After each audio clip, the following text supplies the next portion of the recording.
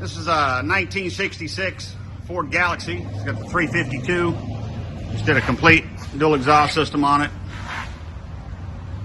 Front to back with some Magnaflow wide open mufflers on it. The X pipe coming straight off the factory manifolds. Pretty tight up there. Should have an old school sound. Let's see what it sounds like. There we go.